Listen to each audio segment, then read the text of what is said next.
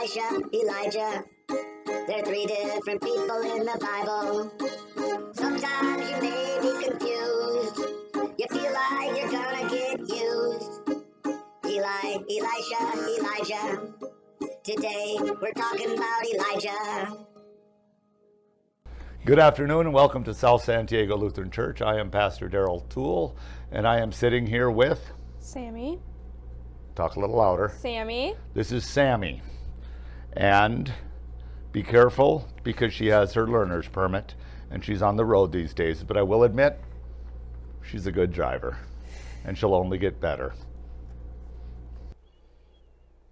Tell me, in a single sentence, what's this about Elijah? So Elijah was one of the most powerful prophets, and he had to deal with the whole kingdom who decided that they didn't need God anymore. That's very true. Good call. In fact, it was the northern kingdom, and sort of ripped up. But we'll talk about that in a second. So, where'd you get this information? Britannica, Wikipedia, and the Bible. Okay, good answer. Good answer. Tell me, what years was Elijah active? About 900 BC to 801 BC. 900. So he would have been 99 years old when he died, probably. Yes. I did the math. I am not only a theological wizard, I am also a mathematician. Pretty good, huh? That was some pretty hard math, huh? That was tough math. So he died roughly 800 years before Jesus came. Okay. Okay, so there we go. So tell me a little bit about Elijah's biography. What do you know about him? Well, so his full name is Elijah the Tishbite. He suddenly just appears in the Bible when he's an adult. His dad is Sobek. The kingdom is in northern Israel that he has to deal with. So is that where he lives then? Yeah, because remember, it would have been probably 50 years, 70 years before that the northern kingdom split from the second kingdom, the southern kingdom. And so, yeah, he would have been from the northern kingdom, exactly. Okay. And then, so if it says he lives in northern Israel, and if this said he's from Tishbe? Yep, that's where he's from. That's he's why they called him the Tishbe? Tishbite. Okay.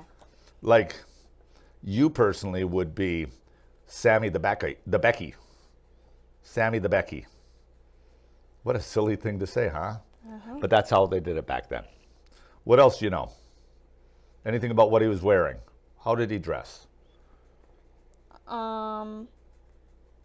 He was wearing something leather, I know that. A loincloth. Couldn't remember is that just like a... Yeah, it's like a diaper made out of leather. Okay. And he had a hair shirt, and his hair was wild. And so years later, when John the Baptist comes around and he's wearing all that funky stuff, a lot of people thought that John the Baptist was Elijah come back. So sort of a little bit of similarity there. I don't know if most people know that. Pretty cool stuff. Very cool. And so he just shows up in the middle, about halfway through his life. He's already an adult, obviously. And what happens? What does he do? So he goes to King Ahab and tells him that there will be no rain until King Ahab, who is married to Jezebel. Jezebel. And Jezebel worships Baal, so she doesn't worship God. And so King Ahab builds all these temples for her gods and doesn't worship... Wait, because they call it her gods, right? Yeah, her gods. Yeah, like Baal and Asherah, which was the female fertility god, just sort of the opposite of Baal. Okay. So King Ahab builds all these temples for her. And so then Elijah goes to King Ahab and tells him that there will be no rain in his kingdom until he, quits it. Exactly. Knocks it off. Yeah, but that basically he's signing a death warrant for himself, right? Yeah. And so does he get killed? No. What happens? He heads to Zarephath? He heads to Zarephath. What is that's north. That's like modern day Lebanon. Okay. Okay. And then he hides out from him, and ravens bring him food while he's hiding out from King Ahab. And then he makes it to a widow's house who has a baby, and there's only enough grain to feed, is it just one of them? One meal. One meal, but this grain lasts for a couple months. And then this widow's baby dies. And then after this baby dies, Elijah raises the boy from the dead. And then, after all this, God tells Elijah to go tell King Ahab to get a clue. Sounds like Elijah has a pretty rough job as a prophet, doesn't he? Yes. Do you think Ahab still wants to kill him? Probably. I think he does. So what happens then? Elijah goes down to Ahab and says what? That he needs to get a clue. He needs to get a clue, and that my God is better than all your gods. Yep. And so what happens then?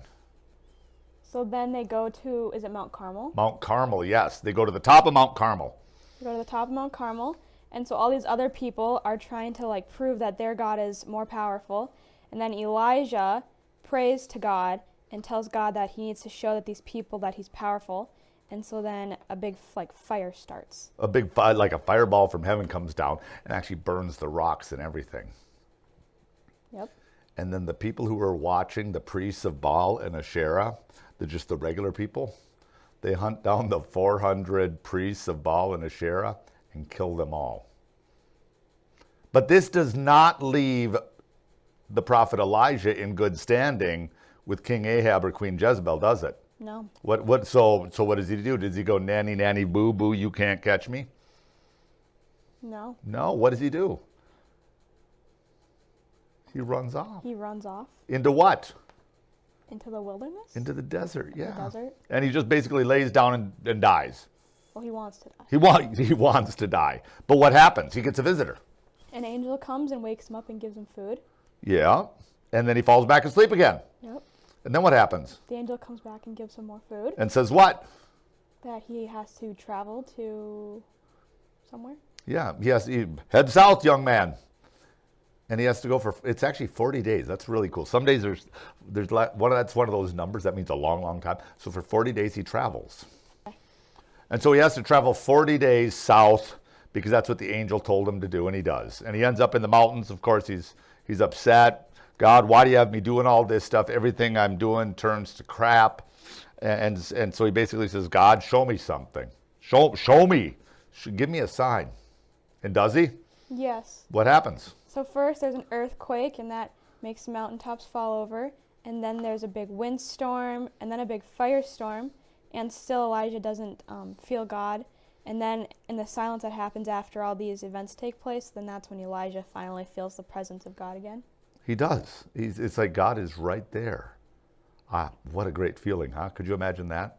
No. There's only two places in the Bible where you actually have God encountering individuals. And this is one of them.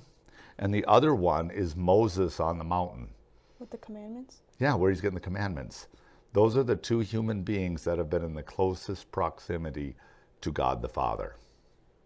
And it's absolutely wonderful. An incredible, incredible story. But he doesn't get to stay there in that silence. He basically gets told to head back. And so we know that God has told Elijah that he has to go back and face his archenemy one more time and give him one more word from God, even though he doesn't necessarily know what that word is yet at the time. So he heads back the 40 days back towards the northern kingdom. And so what's happening in this time? What is Ahab up to? Well, he takes the vineyard away. He Kills the guy. He kills a guy because he wants his vineyard. Yep. Well, kings can do that, I suppose.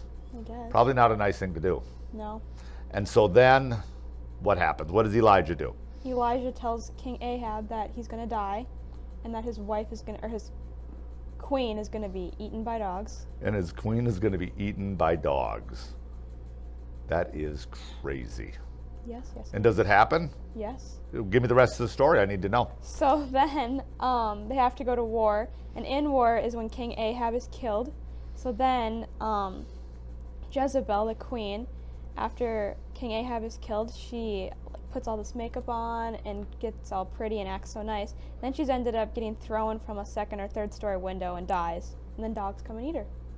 Whoa. I don't want Elijah to give me a prophecy. No. That would be a bad one. Yes. Now, the rest of the story, and I ask you to stop there because getting eaten by dogs is probably a good place to stop. I need you to know that Elijah's story is not yet done. And he's given a disciple, a follower, a person to mentor named Elisha. So Elijah, Elisha. Can you see how that gets confusing? Yes. And he trains him in And then he says, okay, Elisha, it's time for me to go. And so Elijah goes down to the Jordan River, and he's picked up by a chariot of fire. Elijah never died. He was taken directly into heaven. How cool is that? Pretty cool. That's a really cool. I love that story. I love that story. So, and the other thing I have for you to give me is, you got a Bible verse from this story, and I take it you got most of this from 1 Kings, because that's where it all comes through. Mm-hmm. What you got? Let's hear it. He said, "Go out and stand on the mountain before the Lord, for the Lord is about to pass by." Now there was a great wind, so strong that it was splitting mountains and breaking rocks in pieces before the Lord. But the Lord was not in the wind.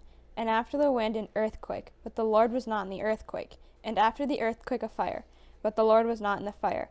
And after a fire a sound of sheer silence. When Elijah heard it, he wrapped his face in his mantle and went out and stood at the entrance of the cave. Then there came a voice to him and said, "What are you doing here, Elijah?" He answered, "I have been very zealous for the Lord, the God of hosts, for the Israelites have forsaken your covenant and thrown down your altars, and killed your prophets with the sword. I alone am left, and they are seeking my life, to take it away." Then the Lord said to him, "Go return on your way to the wilderness of Damascus. When you arrive, you shall anoint Hazael as king over Aram." Basically saying, your job's not done. Thank you for sharing today. You did a fantastic job. And I think one of the pieces of this story that's important is doing things for God isn't always easy and not always fun. Elijah had a pretty rough life, but he nailed it. So give me a high five. I give you 2 thumbs up. Perfect. Nice job, kiddo. Thank you.